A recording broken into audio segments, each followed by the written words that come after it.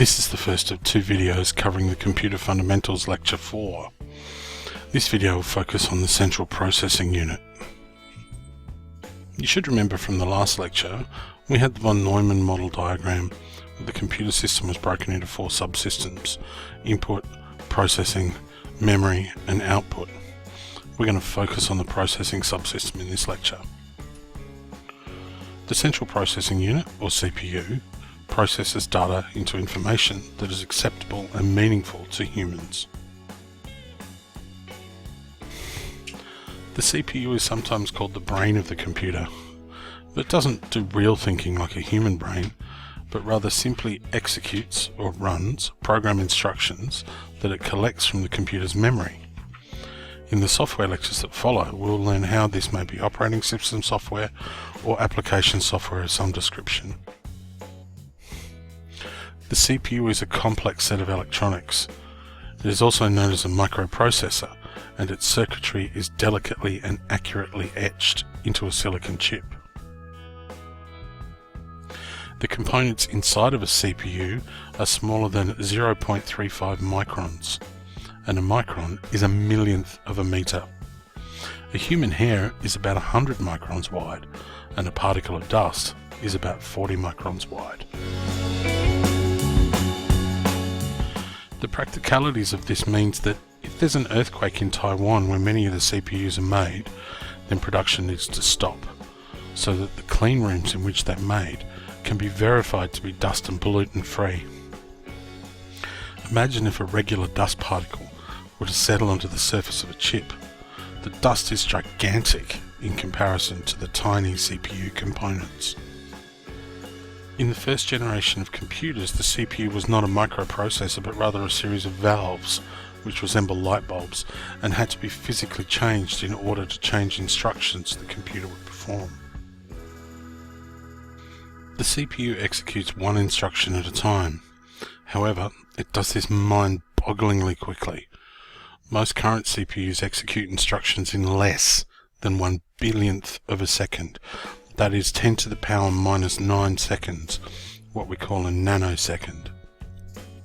To give you some idea of how fast that is, that's approximately the length of time it takes light or electricity to travel 300 millimeters or 30 centimeters, the length of a normal ruler.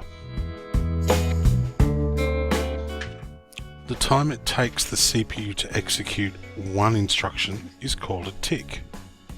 Hence, a tick is the base length of time of the internal clock of the CPU. The number of clock ticks per second determines the processing speed of the computer. 1 Hertz is 1 tick per second, that is 1 instruction per second. 1 megahertz is 1 million ticks per second, and 1 gigahertz is 1 billion ticks, or 1,000 million instructions per second.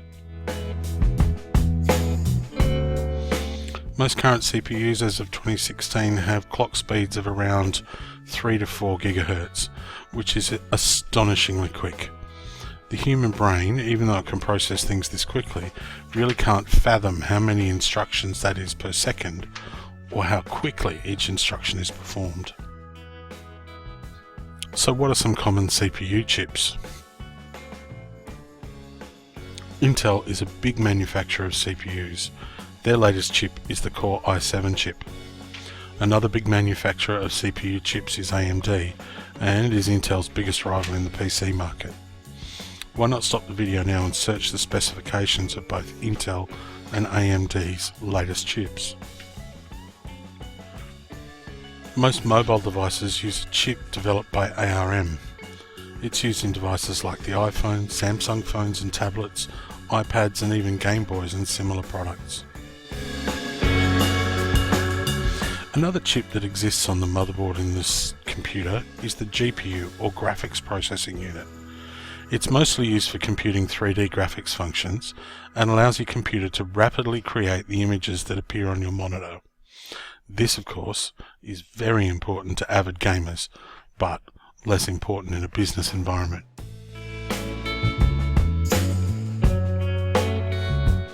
first company to develop a dedicated GPU was NVIDIA, and they remain the class leader in this area. Most graphics cards have an NVIDIA processor on board.